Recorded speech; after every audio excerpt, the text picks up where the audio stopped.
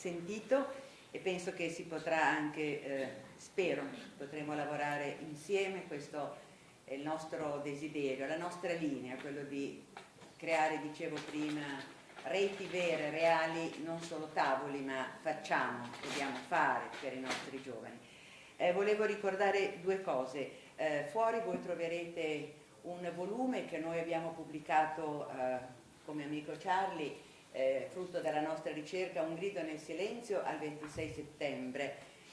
Trovate ancora delle copie. E poi l'occasione di questo convegno, tra l'altro oggi vorrei ricordare che è la giornata mondiale dei sopravvissuti e fra l'altro nel pomeriggio ci sarà il dottor Maurizio Pompili, che viene da Roma solo nel pomeriggio perché questa mattina organizza a Roma un incontro con i sopravvissuti e porterà la sua esperienza e anche la testimonianza. È una giornata che viene ricordata pochissimo, però la giornata mondiale di chi ha avuto qualcuno che non c'è più e che deve continuare non a sopravvivere ma a cominciare a vivere.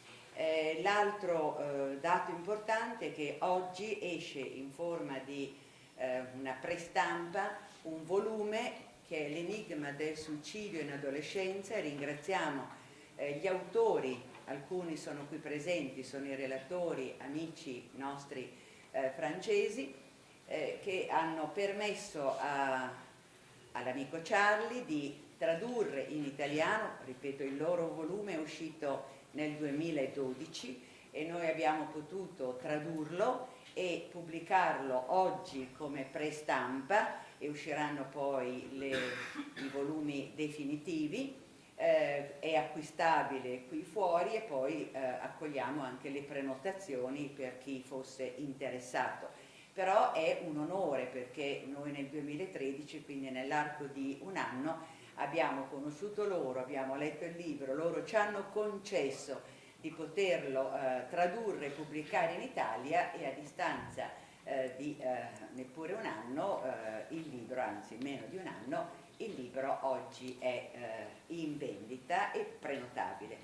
Due regole, perché le regole valgono anche per gli adulti.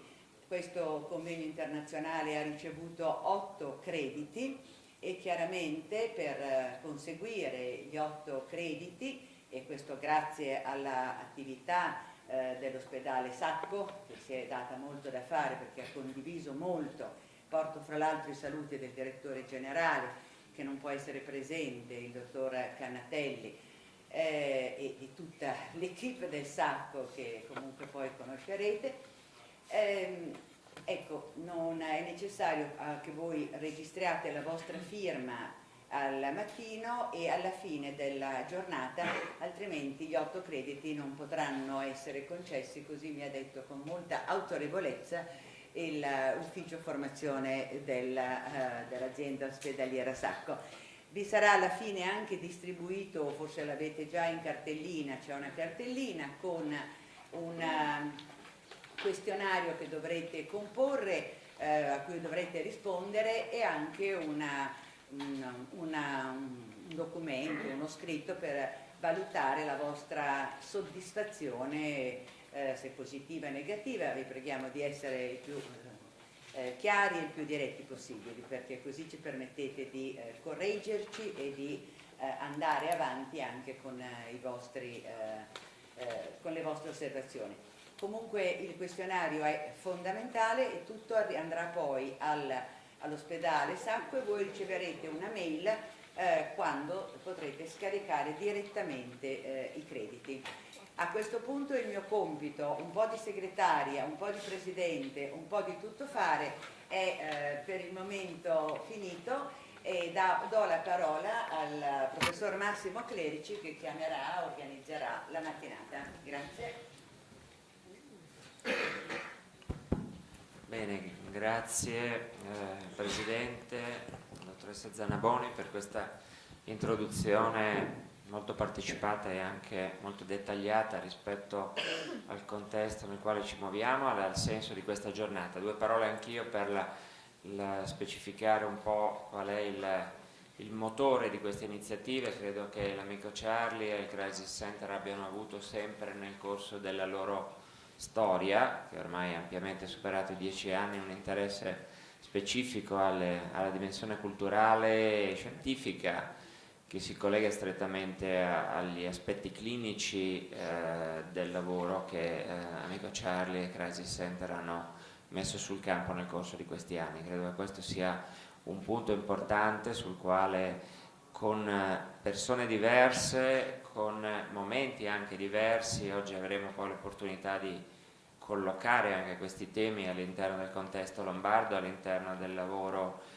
dei servizi, all'interno di tutte le strategie innovative che in questo momento stanno mettendo in evidenza alcune tematiche, alcuni problemi molto importanti della nostra regione e del nostro contesto. Ecco, allora, pure all'interno di una dimensione che si è evoluta storicamente in questi 10 anni, l'Amico Charlie ha sempre mantenuto questo interesse specifico a questa dimensione culturale e scientifica, che è il filo comune, insomma, l'elemento trainante di una dimensione clinica tutta centrata su problemi molto importanti, su problemi legati alla sofferenza individuale, collettiva, familiare, a una dimensione anche proprio evolutiva dei problemi in ambito psicopatologico, che in questi anni abbiamo visto profondamente mutare all'interno dei servizi, e comunque dei quali anche l'opinione pubblica oggi si rende conto con maggiore vicinanza e con maggiore interesse. Ecco, all'interno di questa dimensione si muove questa giornata, si muove il rapporto con SILA, che è un'associazione che è stata fondata da Anbiro e dai colleghi che vedete oggi presenti nella mattinata.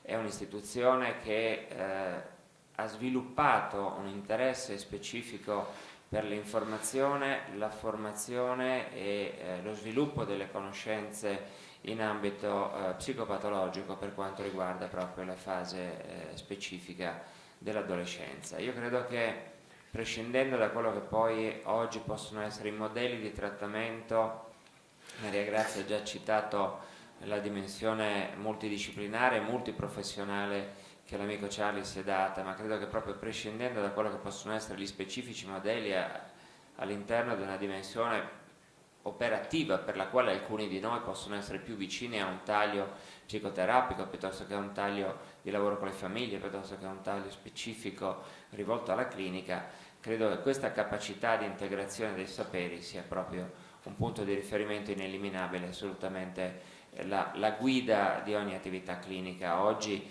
in una dimensione, come dicevo, evolutiva, che ha forse messo un po' in secondo piano anche i confronti molto aspri talvolta tra le scuole e tra i modelli di trattamento, per mirare a un'integrazione di saperi che è assolutamente necessaria per migliorare le condizioni dei nostri pazienti e soprattutto per avanzare nelle conoscenze rispetto a questo filone di problematiche così importanti. Quindi con grande piacere io chiamo Anne Biro qui ad intervenire. Anne Biro è stata appunto, come dicevo, la fondatrice del SILA, professore onorario di psicopatologia dell'infanzia e dell'adolescenza a Parigi, all'Università di Parigi Diderot, e da sempre si occupa di queste problematiche. Quindi io le lascio con grande piacere la parola. Il tema di cui Anbiro ci parlerà oggi è dall'idea di morte al passaggio all'atto.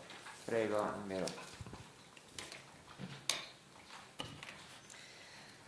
Mille grazie. Je voulais vous dire d'abord comme je suis honorée. Grazie.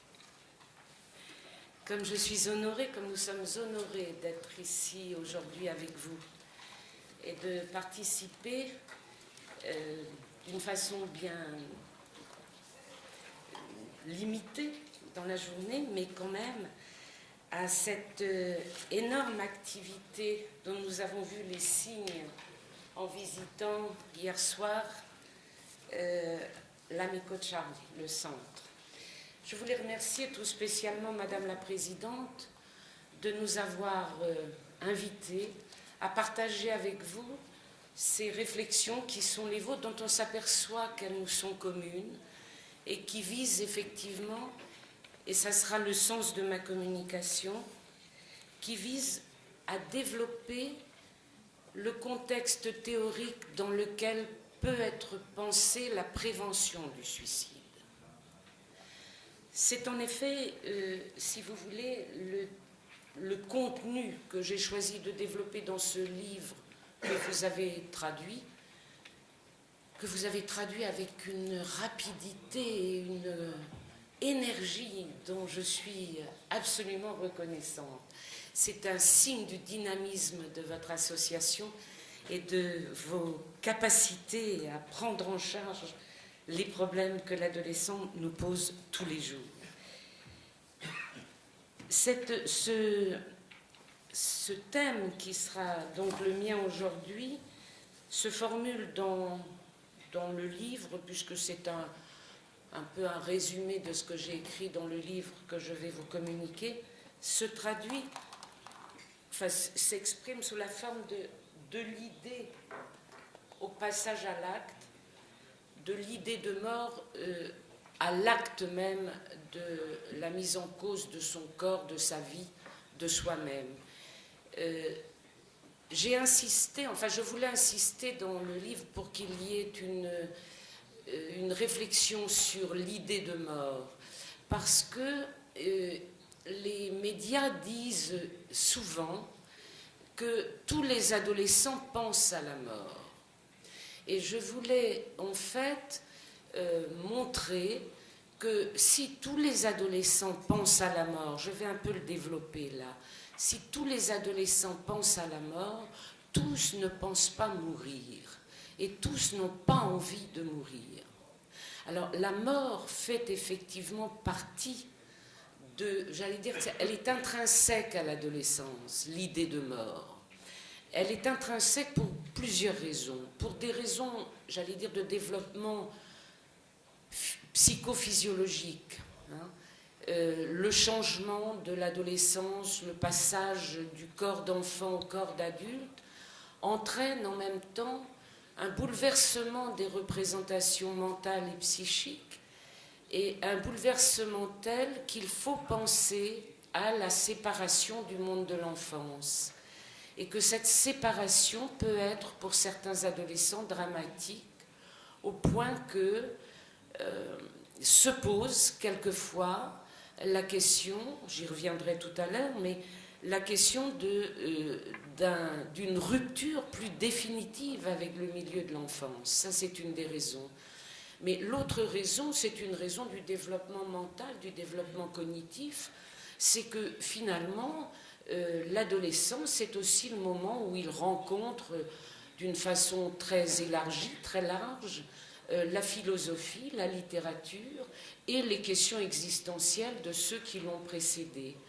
C'est une réflexion sur la mort, c'est une réflexion sur le doute, c'est une réflexion sur les questions de l'existence qu'ont posées avant nous tous les grands philosophes et tous les grands littéraires.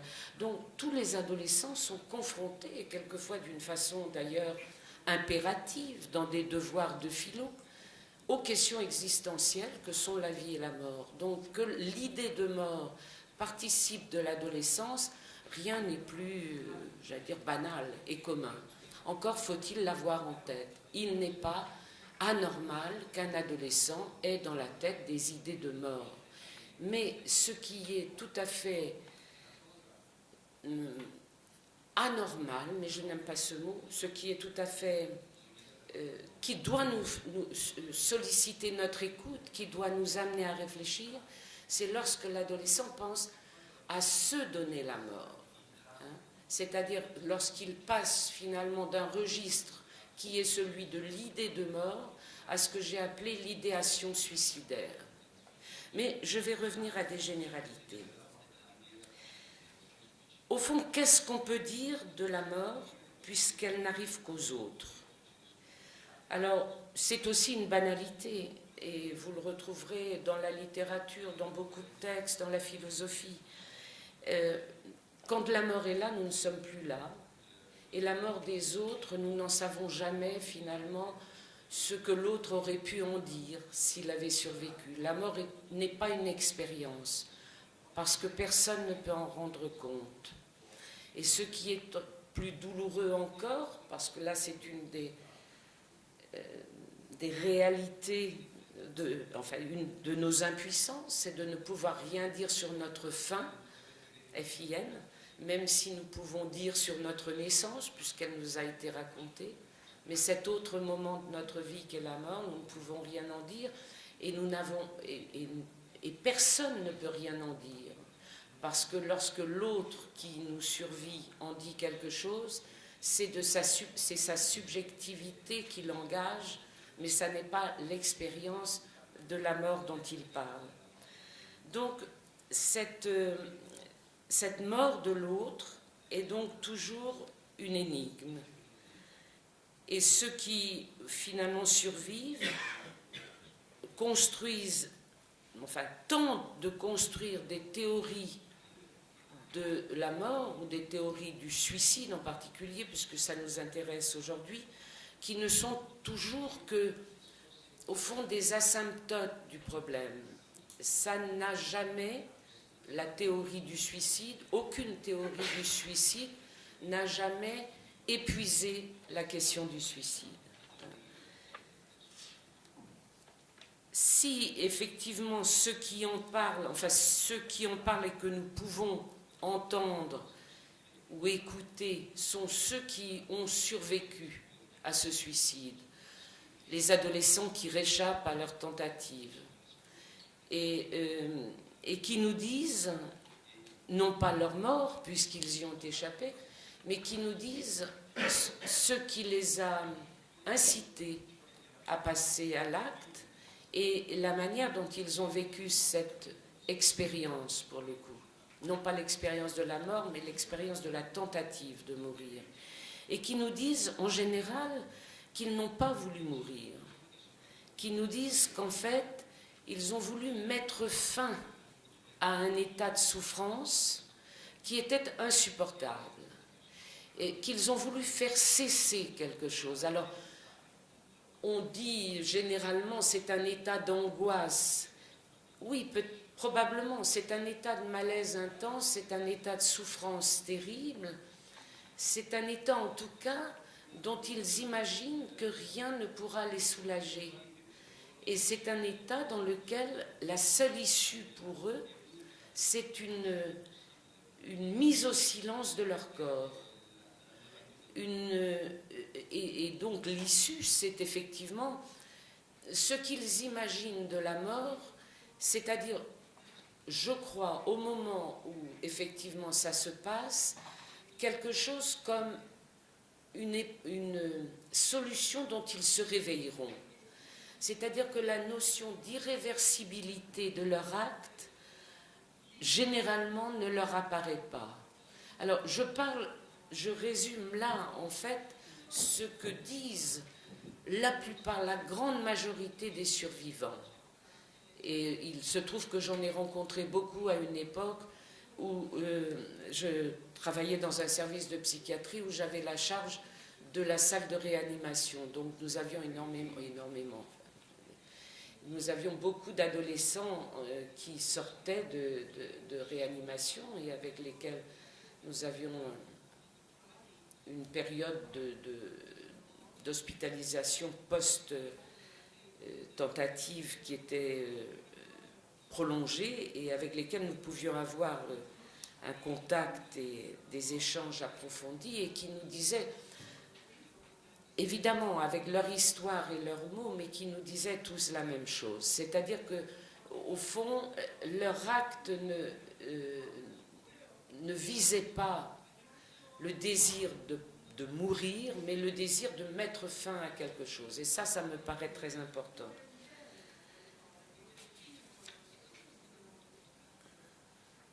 Alors, je pense que ce qui est important aussi, c'est que ça c'est la position. J'ai essayé de vous dire en fait ce qui présidait au passage à l'acte de l'adolescent. Je je voudrais maintenant parler un peu des réactions de l'environnement. En fait, il est dans toutes nos sociétés, dans toutes les sociétés, la mort de l'adolescent n'est pas la norme. C'est quelque chose qui non seulement surprend, mais qui suscite de violentes colères de la part de ceux qui restent. C'est-à-dire qu'on tolère, et dans nos sociétés qui ont beaucoup évolué, dans nos sociétés industrielles, on tolère de plus en plus, même si le chagrin s'associe à ce genre d'épreuve, mais on tolère de plus en plus le suicide de la personne vieillissante, on tolère de plus en plus le suicide de la personne malade qui souffre et qui ne voit pas se dessiner d'amélioration éventuellement dans son état. On a même dans nos sociétés créé des sociétés qui sont des sociétés pour mourir dans la dignité, ce qui signifie d'une certaine façon qu'on organise socialement un suicide à un moment où la vie ne semble plus possible. Mais le suicide des adolescents est quelque chose d'absolument impensable et d'insoutenable. Je crois qu'effectivement, la mort a gardé dans nos sociétés son caractère sacré. C'est un peu comme la naissance, si vous voulez. Ce sont des événements de notre vie qui sont encadrés par des rites, par des cérémonies, par des fêtes, même si la mort, évidemment, appelle son cortège de chagrin et de souffrance. Mais les rites les prennent en charge. Et c'est donc le sens de la sacralisation de ces moments dans la société. Mais il se trouve qu'en ce qui concerne l'adolescent, la mort reste quelque chose d'insoutenable. La mort n'est pas, non, elle n'est pas pensable pour nous, mais elle n'est absolument pas soutenable lorsqu'il s'agit de la mort d'un adolescent, et a fortiori lorsqu'il s'agit de son suicide. Alors, qu'est-ce qui peut, au fond, motiver ce désir pour l'adolescent de se donner la mort? Je vous ai dit tout à l'heure que l'idée de mort était intrinsèque à toute adolescence. Mais qu'est-ce qui peut, au fond, transformer cette idée de mort en contrainte de mourir? Qu'est-ce qui peut faire de cette idée une idéation, une obsession, une idée tellement fixe que finalement il arrivera à mettre en scène les moyens de disparaître et finalement de se suicider? Je crois qu'il faut qu'on réfléchisse à ça, parce qu'il me semble que c'est le moment critique où peut s'organiser la prévention. Autant il est important d'être à l'écoute des adolescents qui, évidemment, parlent de la mort, mais avec en arrière-pensée cette position que j'évoquais tout à l'heure, de prudence, en ce sens que tous les adolescents pensent à la mort. Mais il est surtout important d'être présent au moment où ces indices, enfin cette pensée de la mort devient quelque chose qui s'inscrit dans une conduite à bas bruit et qui peut tout d'un coup se coaguler en désir de mort, et dont on a forcément quelques signes. Encore faut-il être très vigilant et être à l'écoute. Mais je crois que le moment, si vous voulez, où l'idée de mort, c'est un peu schématique, mais vous saurez effectivement voir ce qui peut, dans la clinique, être un peu plus élaboré et dont on peut tenir compte sur le terrain de la rencontre avec l'adolescent. Je crois que le moment où effectivement l'idée de mort prend des allures d'idéation suicidaire, on a en face de soi un adolescent qui n'a plus d'autre intérêt que des intérêts qui touchent à la destructivité.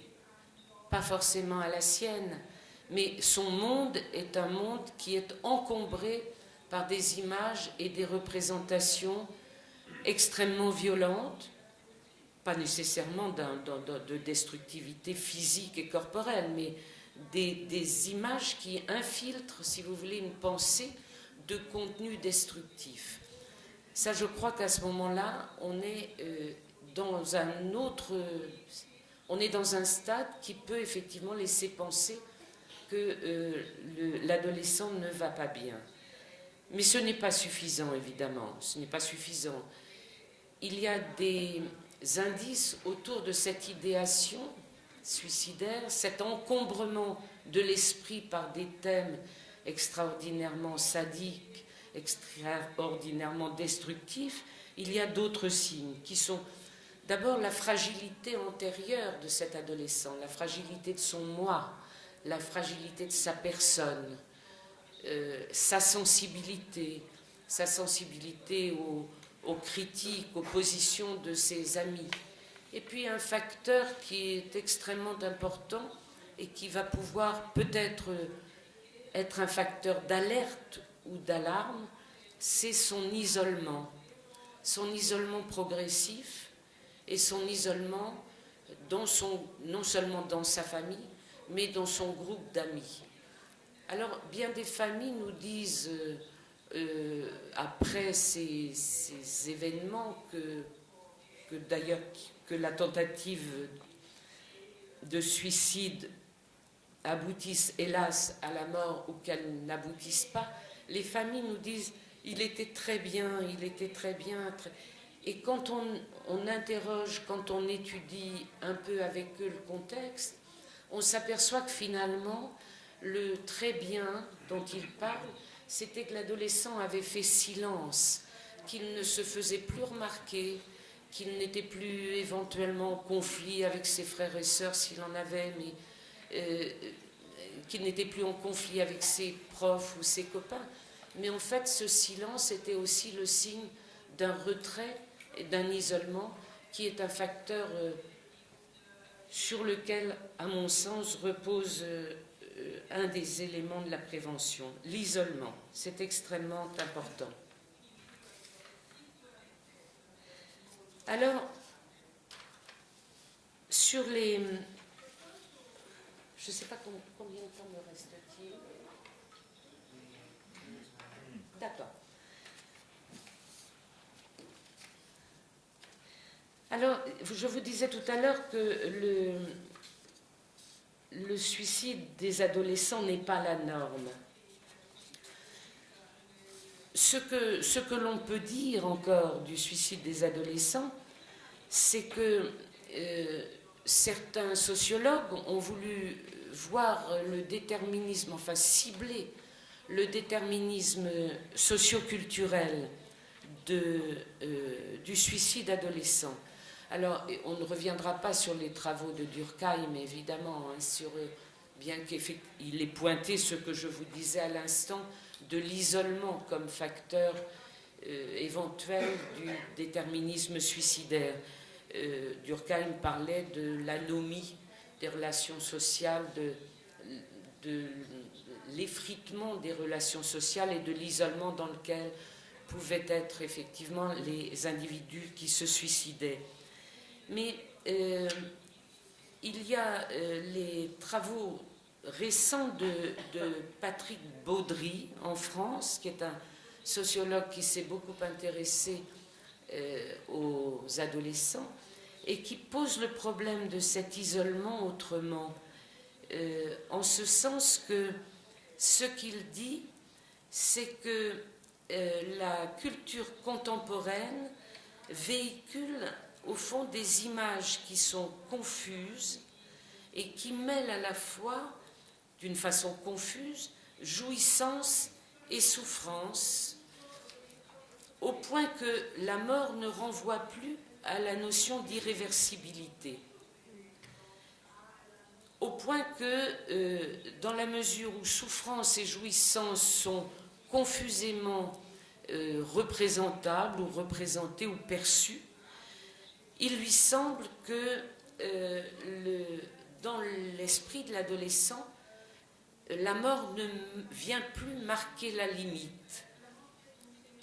À la mort est associée cette idée que tout est encore possible après la mort, et que c'est probablement ce qui explique, dans le vécu des adolescents, le culte de l'extrême et la recherche du frisson et de l'exploit. Et Patrick Baudry, je vais citer là pour la traduction, Patrick Baudry dit que cette recherche du frisson et de l'exploit font que la mort peut se confondre avec l'existence ou se juxtaposer à elle et valoir comme sensation. En tout cas, dit-il, elle ne vient plus faire sens de limite. Alors, je crois que ça, c'est aussi extrêmement important parce que c'est dire que, au fond, dans la tentative de suicide, l'adolescent n'est pas, même si on a parlé de son isolement relationnel tout à l'heure, parce que je crois que c'est un facteur extrêmement important, il n'est pas seul en ce sens qu'il est inscrit dans une culture. Il est inscrit dans une culture au sens large du terme, mais il est inscrit dans un déterminisme socioculturel qui fait que les mots et les choses ont un sens pour le groupe. Et qu'effectivement, nous voyons beaucoup d'adolescents actuellement qui sont, alors au plan psychiatrique, peut-être, enfin dans la terminologie ou la taxinomie psychiatrique, qui sont des états limites, des personnalités comme si, enfin, on voit beaucoup d'adolescents qui sont mus par des idéaux grandioses qui ne peuvent effectivement pas nourrir de projets réalistes parce qu'ils sont dans une omnipotence qui donne sa mesure à leurs idéaux. Et en fait, je crois que c'est ce que dit sur un plan sociologique Baudry, en disant que, au fond, dans cette idéalité de l'adolescence, fragile bien sûr, hein, fragile, la mesure de la finitude ne peut pas être prise. Ils sont dans une omnipotence qui vise même, au fond, les critères de finitude qui encadrent la vie humaine. Donc, la tentative de suicide peut avoir, dans ce sens-là, un déterminisme qu'on dira socio-culturel, sauf que le culturel, en tout cas en ce qui nous concerne, nous pensons que le culturel est quand même entièrement recouvert par le libidinal et le sexuel, et que ce qui est socio-culturel est aussi, au fond, le fruit d'une appropriation, certes, de la culture, mais d'une traduction de celle-ci en fonction de sa subjectivité. Et que ce déterminisme socio-culturel dont parle Baudry doit être relu à l'échelle, si vous voulez, de l'individu.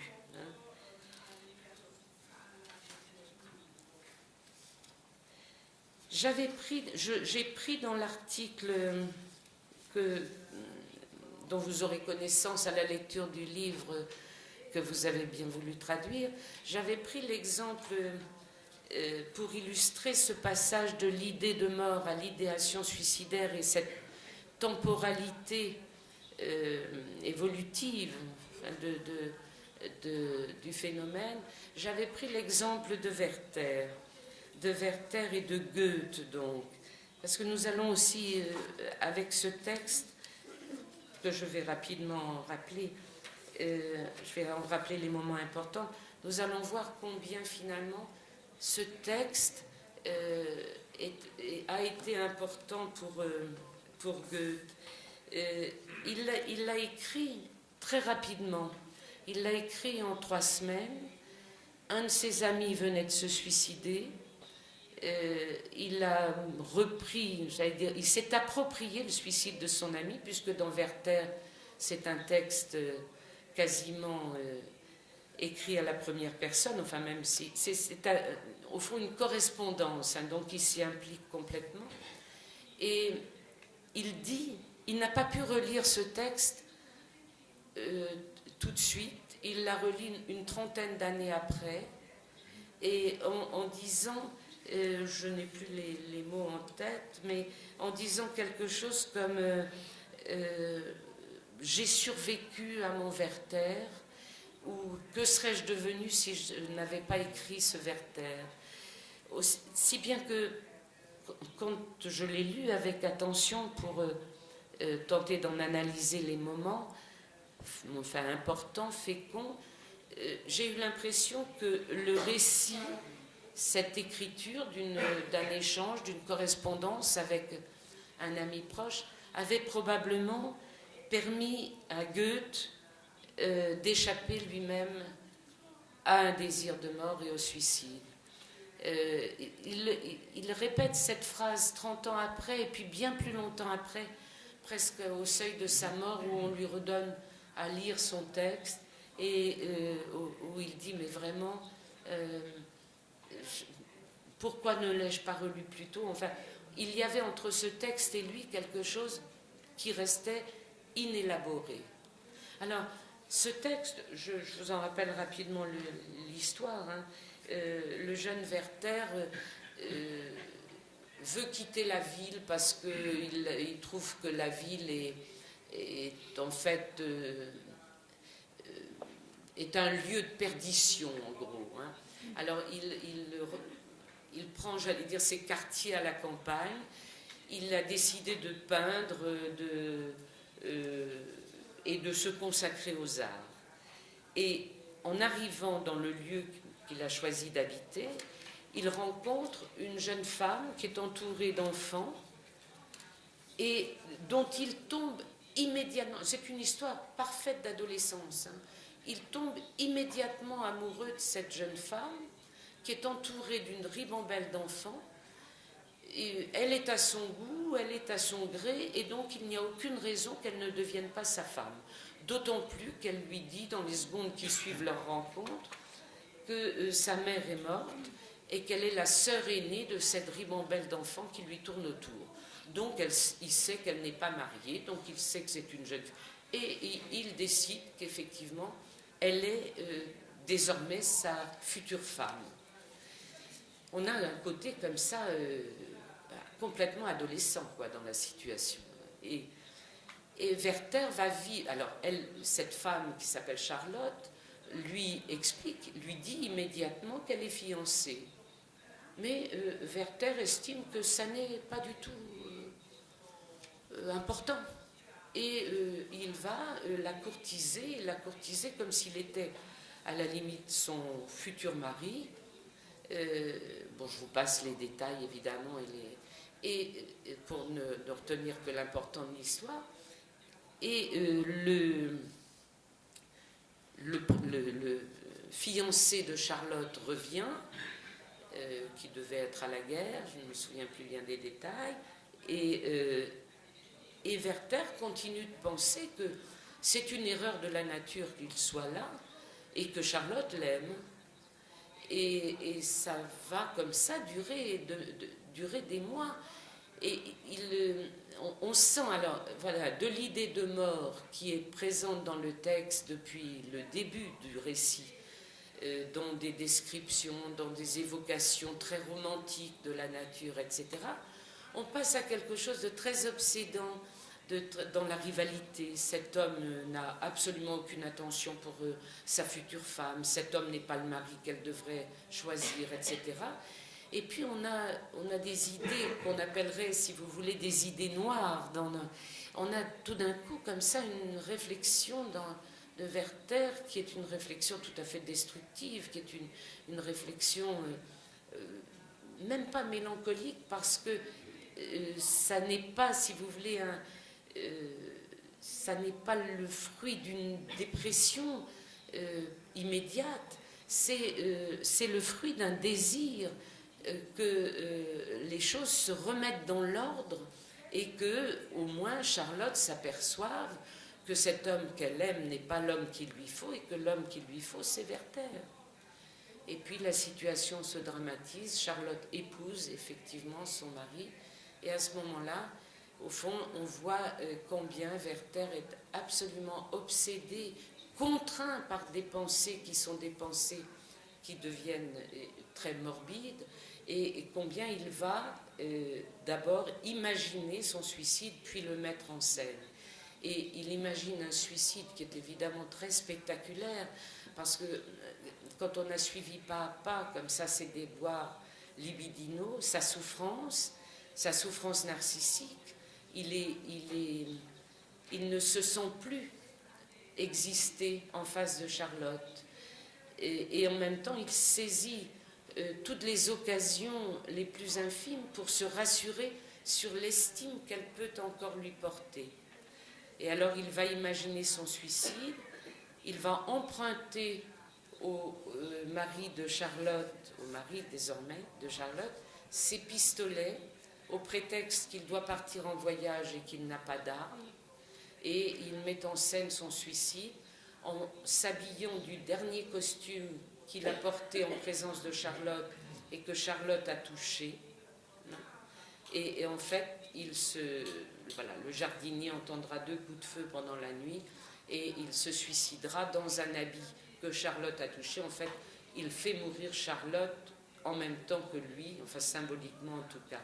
Mais ce qui est intéressant dans ce texte et que je développe beaucoup plus dans l'article, ce sont c'est l'encombrement successif, l'encombrement continuel, régulier, dans une temporalité qui est assez linéaire, l'encombrement par l'image de la mort et l'image de plus en plus mise en scène dans quasiment un spectacle. Cette façon de se suicider, c'est quand même une manière de laisser à Charlotte à la fois l'image effectivement de ce vêtement qu'elle a touché, mais en même temps la terrible, au fond, destruction d'un corps, puisqu'il s'est tiré 2 balles, enfin une balle ou 2, je sais plus. C'est un corps complètement éclaté qu'elle va voir. Donc on a toute cette mise en scène, si vous voulez, qui montre bien que c'est le couple qu'il essaye de détruire. Mais ce qui est intéressant, c'est la progressivité du discours. Et je crois que ce texte, qui est en fait un texte que tout le monde connaît, est un texte tout à fait intéressant pour saisir cliniquement les moments importants, le moment où l'idée de mort peut devenir, disons, une idée, si on ne veut pas retenir le thème d'idéation, mais idéation, ça veut dire jeu avec la pensée, jeu, J-E-U, avec la pensée. Alors, ça n'est pas un jeu ludique, je crois. L'idéation, il me semble que c'est un jeu morbide, un jeu avec une même idée que l'on va décliner dans des images différentes. Et dans ce texte de Werther, il me semble que ce qui est tout à fait important, c'est de repérer les moments où effectivement, pour des raisons qui sont propres à son fonctionnement psychique, qui sont propres au fait que tout d'un coup, le fait de voir s'éloigner Charlotte le déprime complètement parce qu'il n'a plus cet étayage maternel qu'elle incarne et qui est une répétition d'ailleurs de l'étayage maternel de l'enfance de Goethe. Mais on repère comme ça les moments signifiants où tout d'un coup, au fond, il n'y a plus d'objet qui puisse mobiliser son intérêt au point que le seul objet, ça va être son affect à lui, et un affect qui n'a plus d'intérêt puisque l'objet de cet affect s'éloigne. On voit comment on passe de l'idée de suicide, de l'idée de mort à l'idéation suicidaire et à la mise en scène de l'acte suicidaire. Et je crois que c'est très important pour ceux et celles qui travaillent avec des adolescents parce que c'est un merveilleux cas clinique et qui nous donne effectivement des indices quant à ce qui peut être fait du côté de la prévention. Je crois que je vais m'arrêter là. Et bien conclure évidemment, résumer, on va avoir les 2 communications et celle de cet après-midi sur de plus vastes généralités sur le suicide que ce que j'ai évoqué ce matin en introduction, mais je tenais à parler de l'idée de mort parce que je crois qu'elle est centrale au fond, ces conduites adolescentes dont on parle quelquefois seulement sur le mode du passage à l'acte. Je crois que ce qui précède est extrêmement important. Donc, conclure, je crois que je voudrais mobiliser effectivement pour des mises en place d'une prévention peut-être plus formalisée, sûrement plus efficace, mais sans doute plus formalisée aussi. Et cette affiche que vous avez réalisée pour le colloque et qui est si intéressante, essaye d'en parler, essaye d'en dire quelque chose. Ça suppose aussi que nous nous disions, on pourrait faire une deuxième affiche, essayons d'écouter, essayons d'entendre, parce qu'il ne suffit pas finalement que nos adolescents parlent de ce dont ils souffrent, il faut aussi qu'on sache les écouter et les entendre. C'est là-dessus que je voudrais conclure. Je vous remercie.